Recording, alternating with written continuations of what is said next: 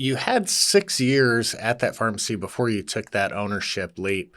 So there could definitely be, some time to see how the pharmacy works, but also to see how it has worked forever. And it could be easy for some people to say that's the way we've always done it, and that's the way we'll continue to do it. There's always that draw. So what did you see as this is definitely working and this needs to stay the way it is? This is the secret sauce for success in a small community. And then what did you see as opportunity that when I'm at the helm, we're going to, take a different direction. We're going to offer this service. Where did you see that you wanted to go kind of in the early days? Well, I knew we had to change. We had to adapt. Technology, the previous owners, the community loved them, but they had a very antiquated computer system. It was basically a glorified typewriter. And so we knew we had to upgrade the technology to be able to take care of our patients better and just put in systems that would help us to be organized. I can remember when I first went to work there, and the system was if you owed somebody some medication, it's coming in the next day, you put a note up on the wall. And so there were all these notes hanging everywhere. And so then you had to find the note and oh no. And it was people would come in to get their medication, and then you had to find the note. Then you had to go retrieve the medication, and so the patient was waiting. It was pretty chaotic, and so as I became owner and could make the decisions about how to modify some things, it still was tough because the staff was somewhat resistant, even just putting in a color-coded basket system. And so it unfortunately took some employee changes in order to make the transition work like I needed it to work. So we had to get the right people in the right seat on the bus. Yeah. And sometimes you have a good person working for you, but they're just not capable of doing or performing the job that they're in.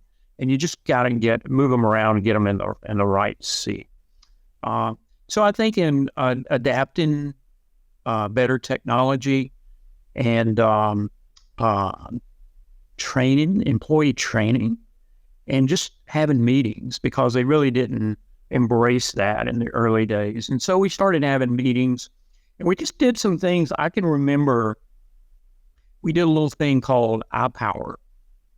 And don't know if you've ever heard of that or not, but I heard it at one of the conferences, and it was how do you tap in to the employees having ideas about things, because a lot of these employees that are on the front line or your delivery employees, they might actually have an idea of how to do it better.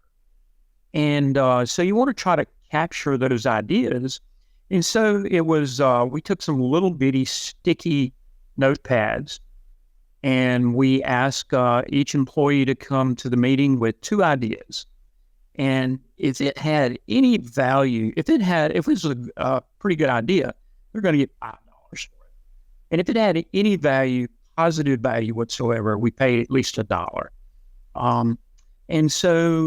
And we got some interesting things. I mean, we had a customer service employee that had a great idea for our delivery drivers.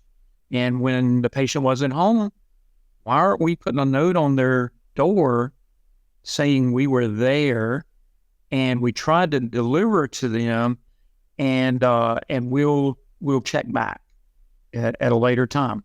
That way, when they got home, their medication wasn't there. They knew we at least tried. And so it gave a better experience. But really what this was a way to start to train the employees to problem solve. And now we're changing their mindset from, okay, this is how we do it, to, are there any other possibilities out there? Could we do this easier? And management likes us to give them ideas. They pay us to give them ideas.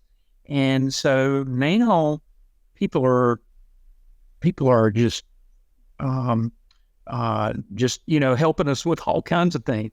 Some valuable, some not.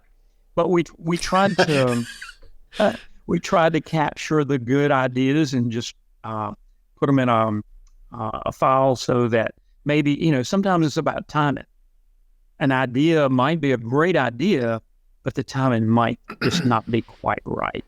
So so we tried to capture the things that made sense, and it made our employees feel like they were part of the team, and that what they thought about or their ideas didn't matter. So I think that was part of changing the culture, I guess, to let's be a team and let's be patient focused.